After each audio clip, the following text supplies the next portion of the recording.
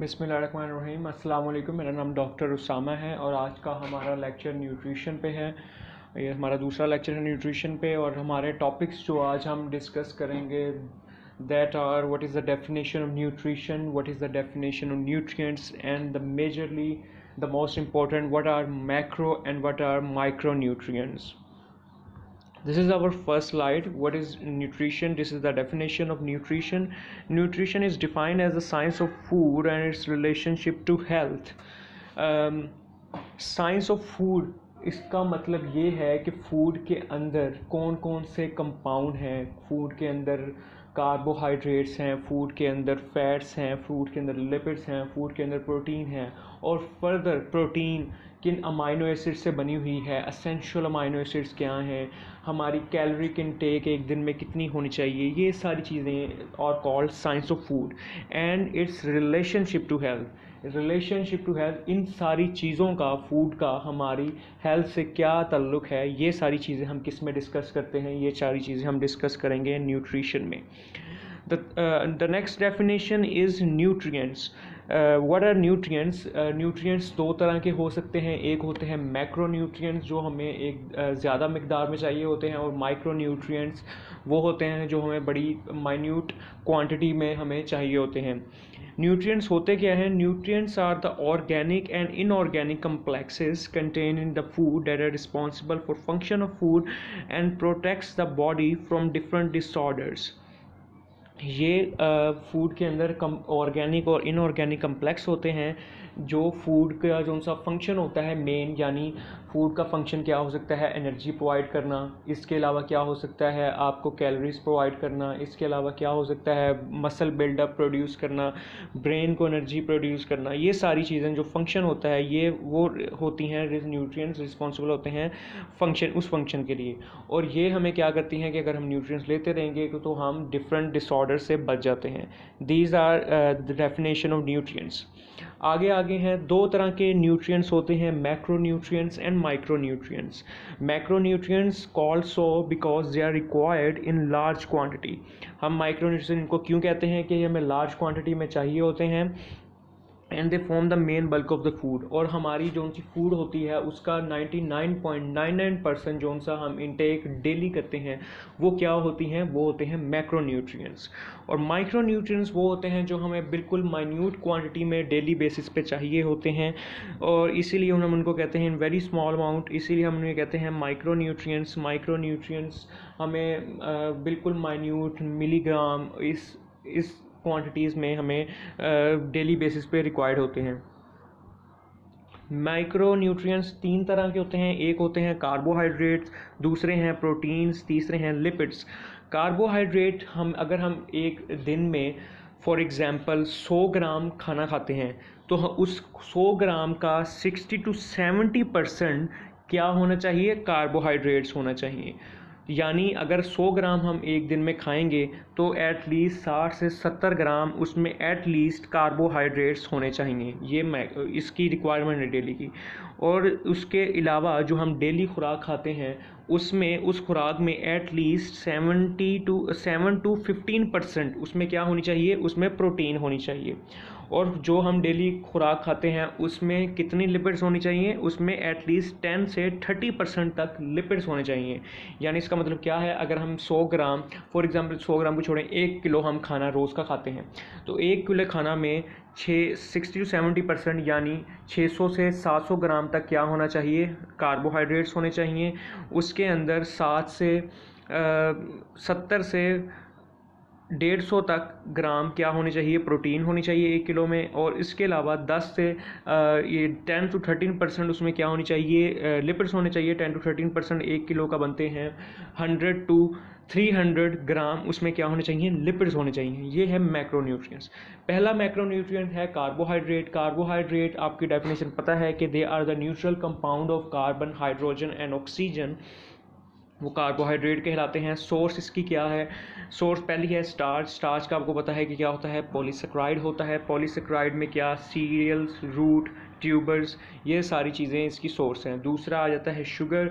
Sugar में अब सबसे जो सा कॉमन है वो है ग्लूकोज, इसके अलावा फ्रुक्टोज एंड गलैक्टोज। गलैक्टोज को हम मिल्क शुगर भी कहते हैं क्योंकि ये मिल्क में होता है। इसके अलावा सेलुलोज एंड फाइबर। सेलुलोज वो सारे होते हैं माइक्रोन्यूट्रिएंट हैं, वो कार्बोहाइड्रेट हैं जो सेल हमारी बॉडी में डाइजेस्ट तो नहीं हो सकते, लेकिन वो क्या करते हैं, वो डाइजेस्ट होने के बजाय हमारी जो फूड का मेन बल्क होता है वो बनाते हैं। इससे बल्क बनाने से क्या होता है, फीसिस प्रोडक्शन होती है ज़्यादा, और अगर वो फीसिस प्रोडक्शन होती है तो जो सा बंदा होता है उसमें डायरिया या कॉन्स्टिपेशन की कंप्लेन नहीं आती। तो अगर हम सेलुलो फाइबर्स हमारी खुराक में नहीं होंगे तो पेशेंट को किसकी कॉन्स्टिपेशन की कंप्लेन आ सकती है। इसके अलावा बड़ी डिफरेंट डिजीज़ होती हैं, जैसे गाल ब्लैडर स्टोन हो सकते हैं, अपेंडिसाइटिस हो सकता है। ये सारी चीज़ें इसकी सेलुलोज की कमी, फाइबर्स की कमी की वजह से हो सकती हैं। फंक्शंस क्या हैं? सबसे पहला फंक्शन तो आपको पता है कि ये एनर्जी प्रोवाइड करता है, यानी एटीपी प्रोडक्शन में ये मदद देता है जितने भी कार्बोहाइड्रेट होते हैं। इसके अलावा ये फैट्स की ऑक्सीडेशन में काम आता है। इसके अलावा एसेंशियल अमाइनो एसिड की सिंथेसिस में ये जो सा है जी, ये क्या है, amino acid, essential amino acid की सिंथेसिस में ये मदद देता है। इसके अलावा कैलोरिक इनटेक क्या होती है, कैलोरिक वैल्यू इसकी क्या है, 4 किलो कैलोरी पर ग्राम, यानी 1 ग्राम में 4 किलो कैलोरीज होती हैं। और एक अडल्ट को एक दिन ज़िंदा रहने के लिए 2500 किलो कैलोरीज चाहिए होती हैं। ठीक हो गया। Next slide, protein. These are the compound of carbon, hydrogen and oxygen and sometimes sulphur.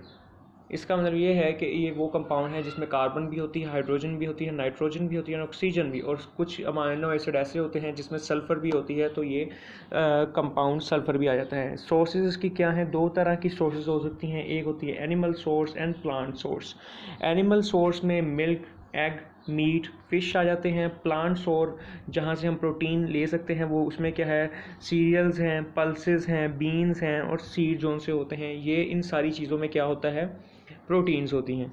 Requirement क्या है, एक बंदे को एक ज़िंदा रहने के लिए अगर उसकी बॉडी 1 ग्राम पर बॉडी वेट फॉर 1 डे, यानी अगर एक बंदा 70 किलो का है तो उसे 70 ग्राम प्रोटीन डेली चाहिए, और ये at least 10% of total energy take should be protein.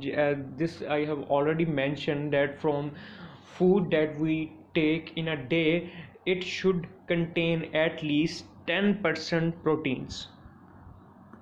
The next slide is what are the functions of protein. Function में पहला फंक्शन है बॉडी बिल्डिंग, यानी बॉडी बिल्ड, यानी बॉडी के जो मास है वो बनाने में मदद देती है। इसके अलावा अगर बॉडी डैमेज हो जाए तो रिपेयर, अगर सेल डैमेज हो जाए तो रिपेयर करने में काम आती है। सिंथेसिस ऑफ सब्सटेंसेस, अब ये डिफरेंट सब्सटेंसेस यानी antibodies, plasma protein, haemoglobin, enzymes, hormone, इन चीज़ों की सिंथेसिस में भी क्या करती है, ये मदद देती है। कैलोरिक वैल्यू इसकी कार्बोहाइड्रेट जितनी है, यानी 1 ग्राम में 4 किलो कैलोरीज एनर्जी प्रोवाइड करती है प्रोटीन।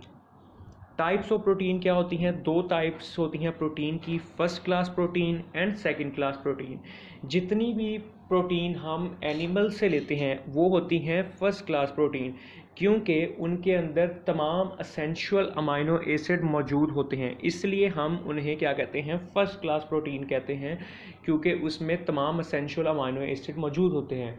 एसेंशियल अमाइनो एसिड्स वो अमाइनो एसिड होते हैं जो हमारी बॉडी खुद सिंथेसिस नहीं कर सकी, जिसकी हमें ज़रूरत बाहर, जो हमें नीड हमारी बॉडी कहाँ से पूरी करती है, बाहर से खुराक लेकर जो अमाइनो एसिड की ज़रूरत पूरी करती है उन्हें हम कहते हैं एसेंशियल अमाइनो एसिड। दूसरे अमाइनो एसिड हैं सेकंड क्लास प्रोटीन्स हैं। जितनी भी प्रोटीन हम प्लांट से लेते हैं वो सेकंड क्लास प्रोटीन होती हैं, क्योंकि उसमें तमाम एसेंशियल अमाइनो एसिड मौजूद नहीं होते। बेशक फॉर एग्जांपल अगर 9 एसेंशियल अमाइनो एसिड हैं तो वो प्लांट प्रोटीन्स अगर हम सोर्स से प्रोटीन लेंगे तो एटलीस्ट 4 या 5 पूरे हो जाएंगे, लेकिन 9 के 9 एसेंशियल अमाइनो एसिड पूरे नहीं होंगे, इसलिए हम इसे कहते हैं सेकंड क्लास प्रोटीन या इनकम्प्लीट प्रोटीन।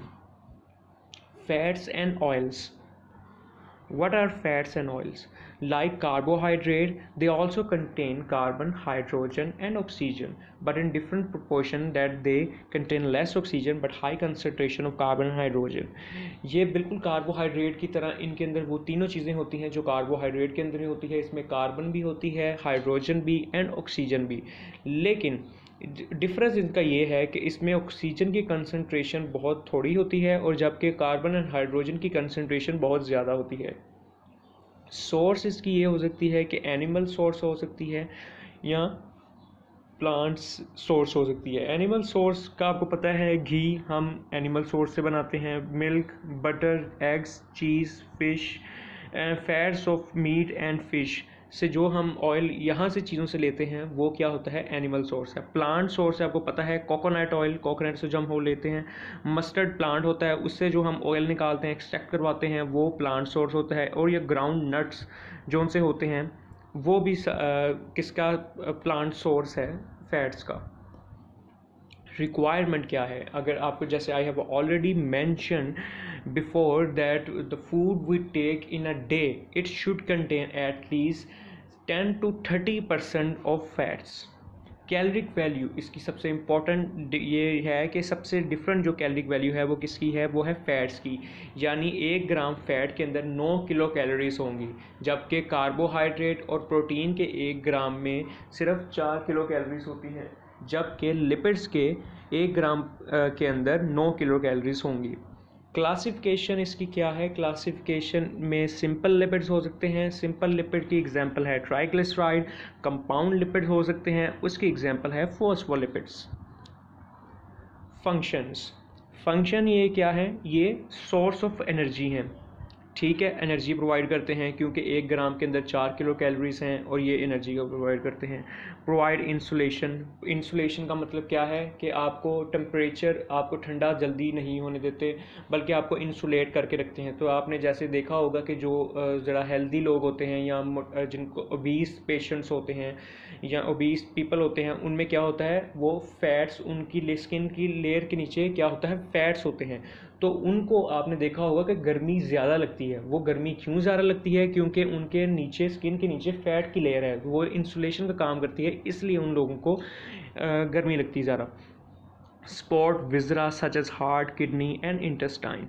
इसका मतलब क्या है कि ये विजरा को सपोर्ट करती है. विजरा को सपोर्ट कैसे करती है कि फॉर एग्जांपल ये आपका हो गया किडनी हो गई, ये आपकी किडनी हो गई. इस किडनी के बाहर एक फ़ैट की लेयर होती है.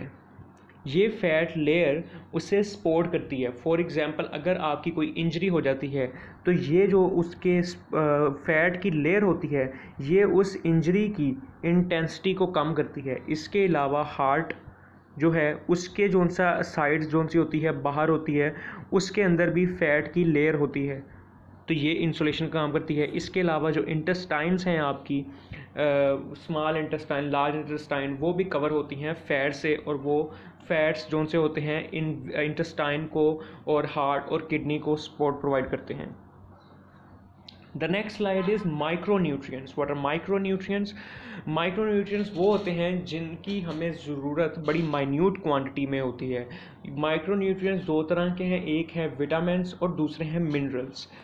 विटामिन्स क्या होते हैं, occur in many food in small amount for normal metabolic function of the body, they are protective food. अब 2 तरह के विटामिन्स हो सकते हैं, fat soluble vitamin and water soluble vitamin. ये आपने याद रखना है कि फैट सॉल्युबल कौन से हैं, vitamin A, D, E, K, ये हैं फैट सॉल्युबल. और वाटर सॉल्युबल विटामिन में आते हैं vitamin B and vitamin C. आपको पता होगा विटामिन जो बी होता है उसकी फर्दर टाइप्स होती हैं, vitamin B1, vitamin B2, vitamin B3, vitamin B6, vitamin B12, ये सारी उसकी फर्दर टाइप होंगी. और ये कौन से विटामिन है, vitamin B and C are water soluble vitamins. The next slide is about minerals. Minerals क्या होते हैं, they are required in very minute amount. They are कौन कौन से हैं, सोडियम है, कैल्शियम है, इसके अलावा पोटाशियम है, मैग्नीशियम है, मैंगनीज़ है, क्लोरीन है, आयरन है. ये सारी चीज़ें हमें बड़ी माइन्यूट क्वांटिटी में हमें डेली रिक्वायर्ड चाहिए होती हैं. अब आपको एक की इंपॉर्टेंस बताता हूँ. For example iron is responsible for the synthesis of haemoglobin which is responsible for the synthesis of your blood, of your red blood cell. तो आयरन अगर नहीं होगा तो क्या होगा, खून की कमी हो जाएगी, तो इस वजह से आयरन डेफिशिएंसी अनीमिया हो सकता है। इसके अलावा सोडियम की अगर कमी हो जाए तो क्या हो सकता है, सोडियम लेवल डिक्रीज़ कर जाए तो आपका जो सा ऑस्मोटिक बैरियर जो सा होता है वो डिग्रेड कर जाता है और वो ख़राब हो सकता है। तो इसकी वजह से डिफरेंट टाइप्स की जो सी डिजीज़ हैं, एसिड बेसिड इम्बैलेंस वगैरह, ये सारी चीज़ें हो सकती हैं। Thank you very much. ये था हमारी लास्ट स्लाइड थी इस जो सा है लेक्चर के एंड पे आपका जो सा काम है वो ये है कि आप लोगों ने sodium, calcium, potassium, manganese, magnesium, chlorine and iron की जो सी नॉर्मल कंसंट्रेशन होती है बॉडी में वो आपने लिख के देनी है, और बॉडी की पीएच जो नॉर्मल है वो आपने लिखनी है। ये आपके असाइनमेंट है, ये आपने बायोकेमिस्ट्री, हर बच्चे ने बायोकेमिस्ट्री वाले पेज पे जो सा आपका व्हाट्सएप ग्रुप है उसमें मुझे सेंड करनी है। Thank you very much.